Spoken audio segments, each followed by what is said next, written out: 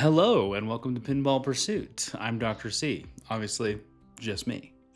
I wanted to make a video just kind of going over a few different things. Really, we're so grateful to everyone that has subscribed, that everyone that's watched our videos, and I really want to be candid. I want to be transparent with where we're at, where we've been, and all that stuff. And so this video is basically just going to be me going over a few of the things about our first year on YouTube.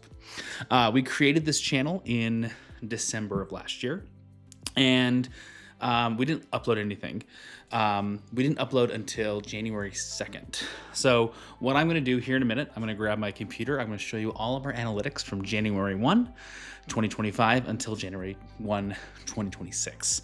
And kind of go over just what it's like being a YouTuber, being a content creator in a very niche market as something that is not my full-time job, something that, you know, my wife and I are kind of doing on the side just for fun. But first, before we go into all of that, I kind of want to go into like, why? Why did we start a YouTube channel? We have a video, I'll link it here, kind of like what got us started into pinball.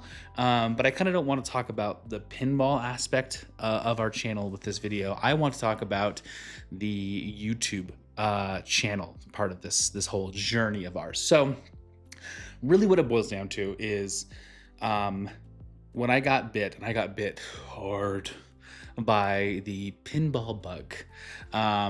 And like any person who has a little bit of an obsessive personality, when I get interested in something, I want to learn everything I can about it. And so what I did is I went to forums, I went to, you know, Google searches, but primarily YouTube, because that's where I do a lot of my on the side entertainment, to figure out what was out there. What could I learn about this new hobby that I was so interested in? And a few things stood out to me. There was not a lot of creators out there. There's a lot, but there's not like you could find for video games or for a lot of other hobbies out there. There just isn't a ton of content creators in this space. And so really it ends up being that this is a pretty niche space. And there's a whole section of how to be a niche YouTube content creator. Promise me, I looked at a lot of those videos too.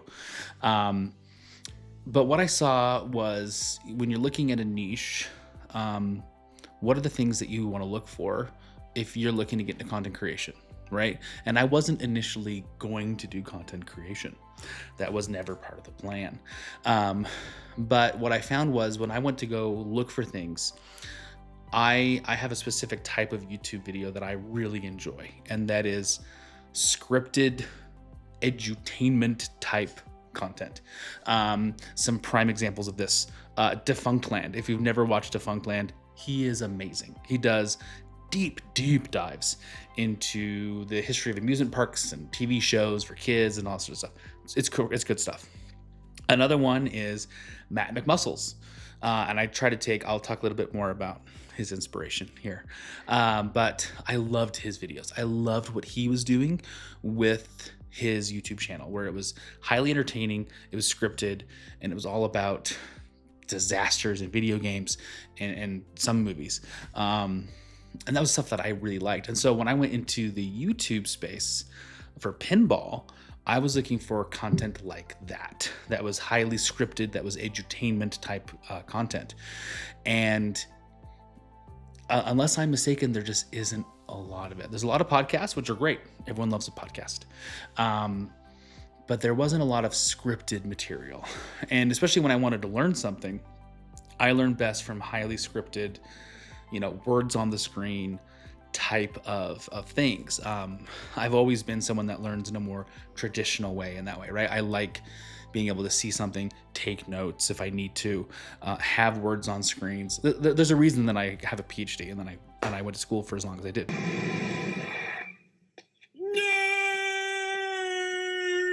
And so what I found was for the type of like tutorials and learning that I wanted, that it wasn't there in the style that I learned from best.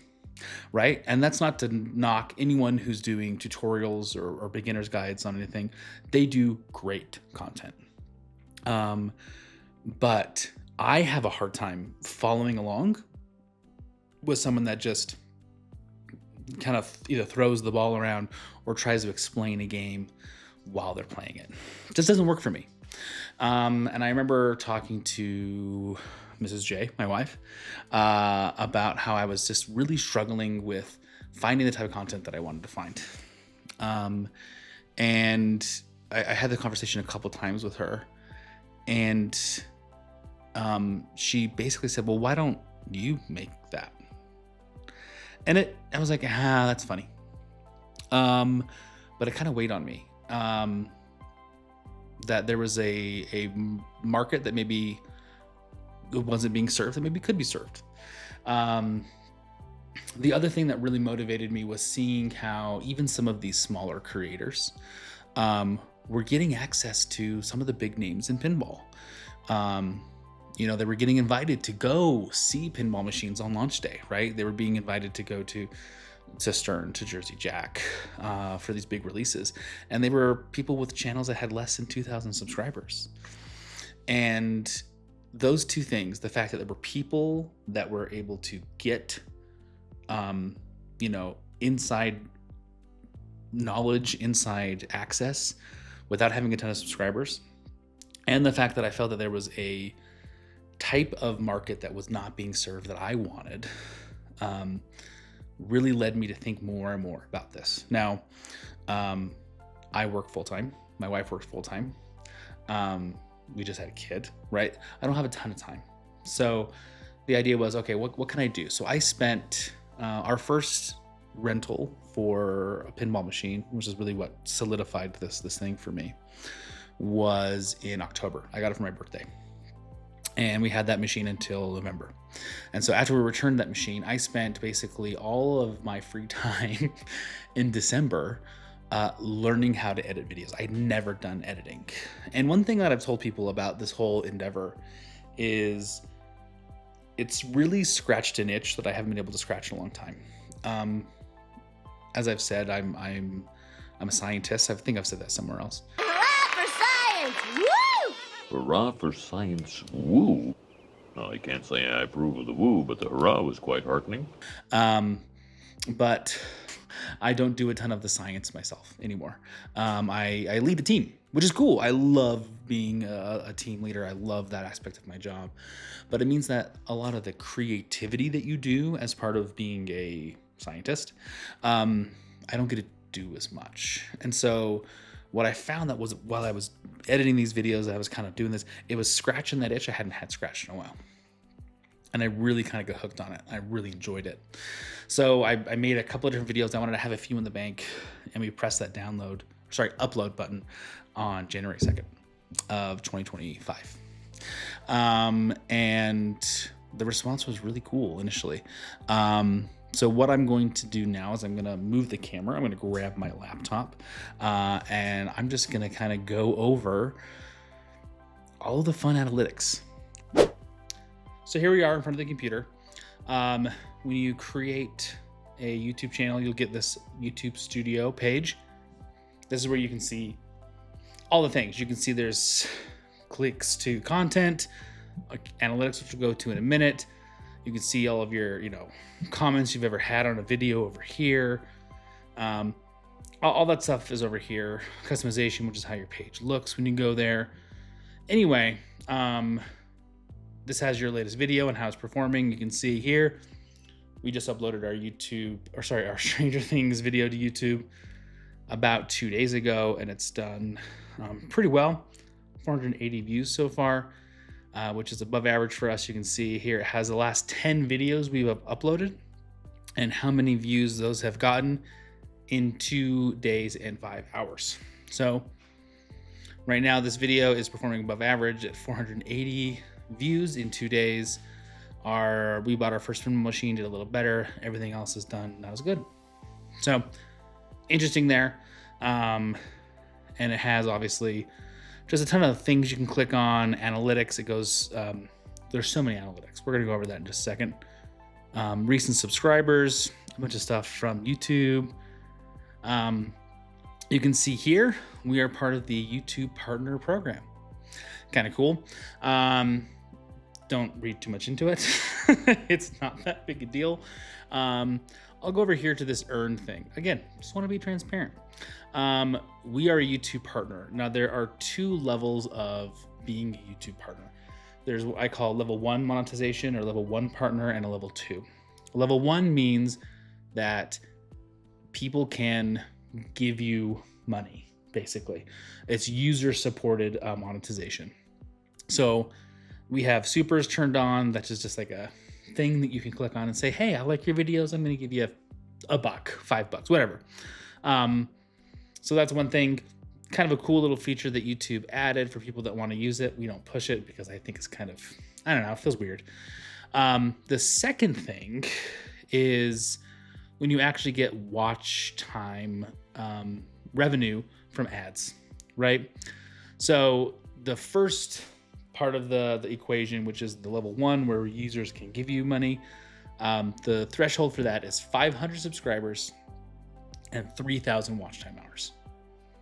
We hit 500 subscribers a long time ago. We only recently got to that 3,000 watch time hours. It's a lot of watch time hours. To get to level 2, we need 1,000 subscribers. We just hit that not that long ago, but you need 4,000 watch time hours in a year. So in 365 days, you need 4,000 watch time hours. You can see we're a little short of that. It's fine. We're going to get there. My projections are that we will get there by around March, if things keep going according to how they have been going. Going back to the analytics side of things, I can put in here a custom date range.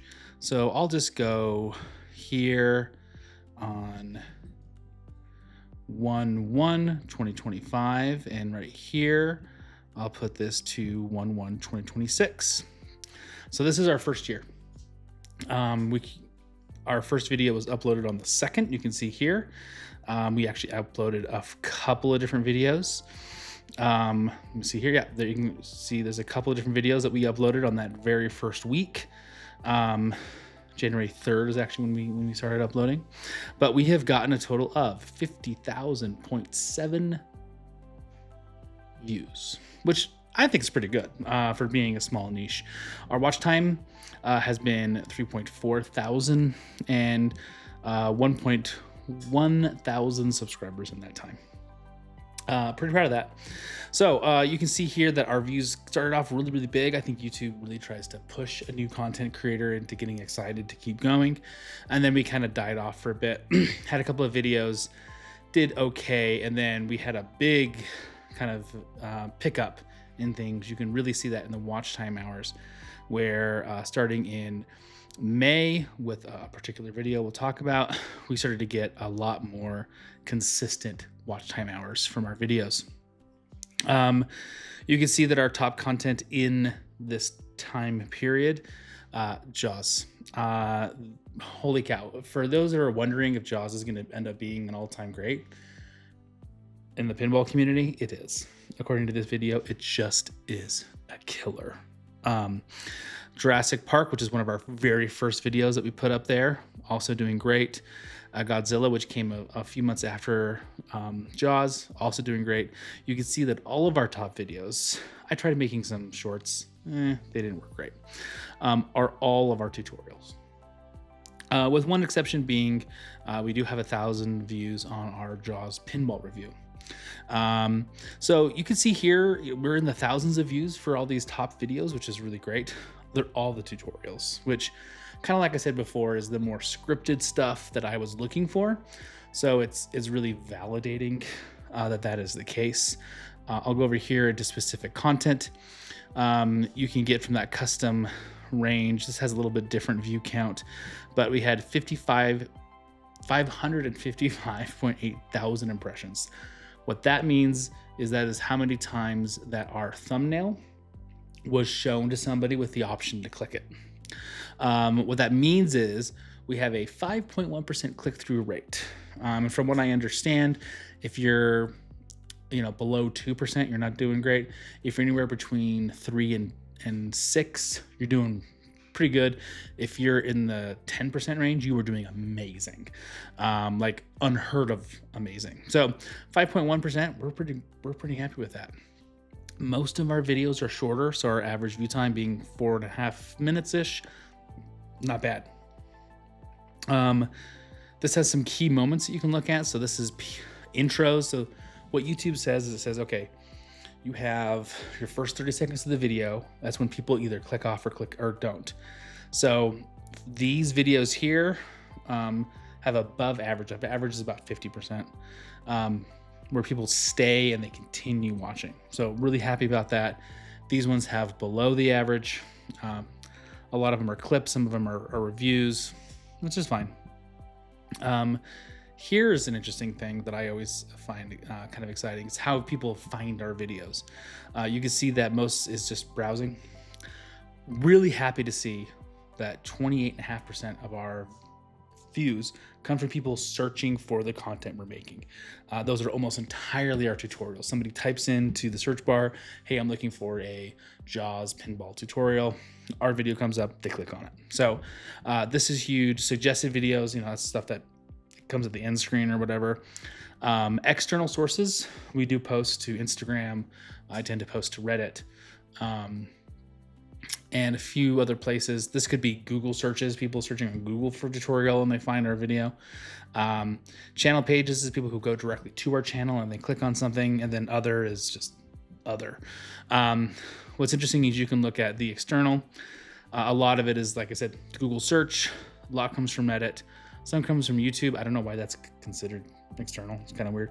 Pinside, we do get a view. I do post all of our videos on Pinside. And then a little bit from Facebook. I just started kind of doing the Facebook cross promotion. I'm really bad at social media, guys. So that's why we don't have a ton there. You can see YouTube search. It's all tutorials. People looking for Jaws tutorials, Godzilla, Jurassic Park, Foo Fighters. If I went to click more, you can see all the different sources that are coming, and almost all of them say the word tutorial. That's what people are looking for. That's our kind of our bread and butter. We're really proud of that content. You can see again our top videos there. Suggested videos. These are videos that people click on when they're suggested it. Obviously the part 2 from Jaws part 1 makes sense, but we have a couple others there. Next, let's go into the audience analytics, which is kind of interesting. We have a monthly audience of 2,500 people. I think that is the average over the whole year. You can see that we did have quite a dip there in the middle, kind of that early stage that we really had to get through. And then we got a lot more after that, to the point now where we're kind of above the 3,000s on average for views every month. Watch time behavior. This is kind of an interesting one. People who come to our channel like once are considered new viewers. That's 2/3 of our content. Casual viewers, people that come every once in a while. We love those people. Regular is 2.8. I wish we could get those up a little bit more. Share this video. Come back. We like having you guys. So that's that. You can see that with a different audiences. Obviously, Jaws tutorial is huge. Still, Jaws tutorials with the casual people. They're all the tutorials generally. Our regular viewers like seeing us. They're more into the, me eating my first pinball machine, stuff like that. But it is definitely interesting. These are videos that haven't, necessarily grown our audience too much in the last 90 days. We won't focus too much on that. Where people watch our things. This is kind of an interesting one right here, which is the number of people that are subscribed versus unsubscribed. 82% of people that come to our channel are not subscribed to our channel. So please, if you're watching this and you're not subscribed, do it. Duly noted and ignored. We are mostly male. Not surprising, pinball is a mostly male hobby, even though there are a lot of females in it. And we're mostly in that elder millennial to, Gen X boomer category with these analytics. A few Gen Zers, but generally it's elder millennials and Gen X. Which makes sense. That's where a lot of the people in the hobby are at right now. And then obviously we're mostly in the United States. That's kind of given. This is the revenue tab. As you can see, we have made no money, which is great, which is fine. We're on the road to being monetized. Hopefully it just covers the subscription to my editing software. That's really all I'm looking for right now. But yeah, these are all of our channel analytics. If we click into JAWS tutorial, I find this interesting. Obviously, this is our top performing video. It has almost 9,000 views, 801 watch time hours, and it's gotten us 183 subscribers. Really proud of this one. I actually don't think it's our best tutorial. I think our Godzilla tutorial is better. And I've really refined how I make the tutorials. I think our newest one, Stranger Things, is really well done too. But this is kind of where I really started to figure things out, was with the JAWS, I feel. And it's obviously done well. You can see that the search is driving almost over a third of our reach there. What's interesting about this one as well, 5% click-through rate. You can see here again where people are finding the videos. Google search, people are searching on Google for a JAWS pinball tutorial, and we have it obviously. And then if I go up to engagement, again, a lot of the same things here. People like the video, which is great. People click the end screen, which is nice, 2% of the time. Wish they would do it more. But here is where you can see the number of viewers we get kind of on a daily basis. It's about 20 views a day, which is fantastic. Again, where they're watching it. But the sad part where, this is the part that makes me sad. 91% of people who watch this video don't subscribe. I wish more people did, but this is kind of the truth of YouTube. So anyway, that's just, clicking into one of the analytics. Hopefully this is kind of cool for you guys. So here's just a couple of lessons that I've learned doing this, right? The first lesson is your first idea is usually good, but it doesn't apply to everything. Our tutorials, which are the scripted content I talked about that I really wanted, are absolutely the best material we have on the channel. It performs absolutely the best. However, I tried to script everything in the beginning, right? Our reviews were scripted. And it didn't feel natural, and people pointed it out. And so we abandoned having everything scripted and having some discussions. And people, I think, like our discussions. We enjoy doing those videos a lot, especially Mrs. J. She loves just chatting with me on camera and chatting about what we're talking about. It's a lot of fun. I was trying to force it with scripted reviews at the very beginning, and that wasn't the way to go. Whereas, having scripted content absolutely has been the backbone of this channel. It's not everything. It doesn't do everything we want it to do. And so holding too tight onto that idea was not great. Lesson number 2, you just got to get over the awkwardness of being on camera if you want to do content creation. I had a lot of anxiety about that. I'm a bigger guy. I've had issues with my appearance and my confidence level of that. And so in the beginning, I didn't want to show my face. My beautiful wife didn't care as much about that, but I was really self-conscious. And so in the beginning, I created these little, caricatures of us. I took inspiration from Matt McMuscles. He has this kind of caricature of himself as a skeleton that makes a bunch of comments, and he has different poses that he moves around. I really loved that. And so I thought maybe I could use what he was doing and apply it to our channel with these little caricatures. Problem is, I can't draw. I have no artistic ability in that way. I was already teaching myself how to edit videos, how to write scripts, and everything. And so I just said, you know what, we'll have AI do it. And it took a lot of trial and error. Some of the stuff that it came up with was terrible, but these worked okay, I felt. And so we put it out there. And people hated them. I would say the majority of our negative comments that we got at the beginning were about hating these images and accusing everything we were doing, including even our voices, of being AI. I'll show some of those comments. Really negative comments about that. And it took me some convincing. The people that really did it was Loser Kid. If you haven't heard of Loser Kid Pinball, they're a podcast that does pinball content. And when I was feeling a little bit low, our channel wasn't doing really great. I had just lost my dad. I was kind of thinking like, you know what, maybe this isn't working. He found our channel, he reached out, and Josh basically said, hey, what you're doing is really good. It's different. You should keep going, and you should just get over your fear and get on camera because nobody cares. And he's right. He was absolutely right. So that was really the second thing. Don't be afraid to be on camera.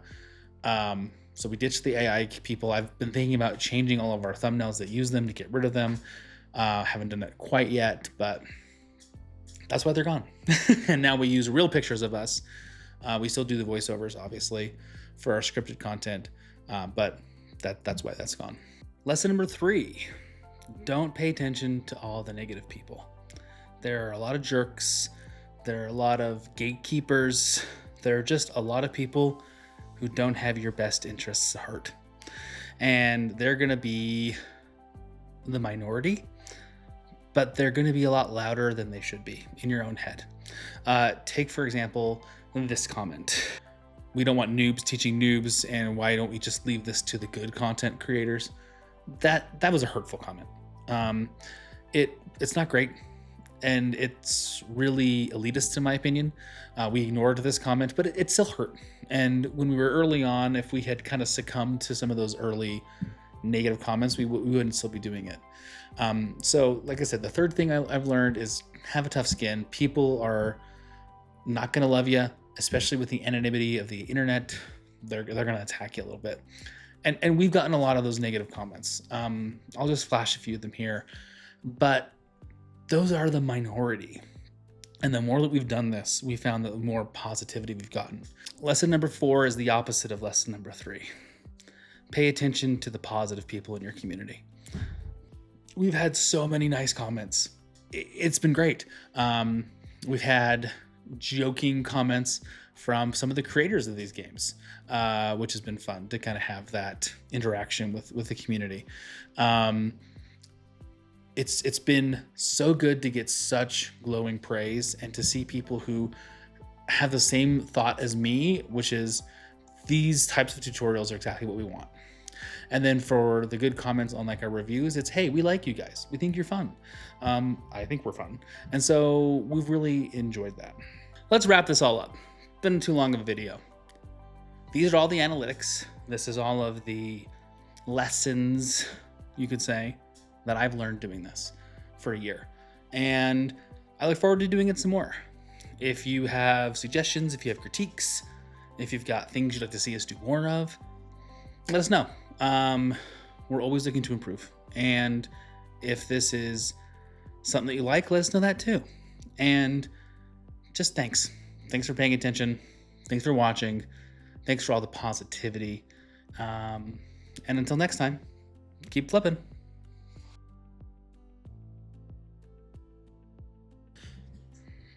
So those are...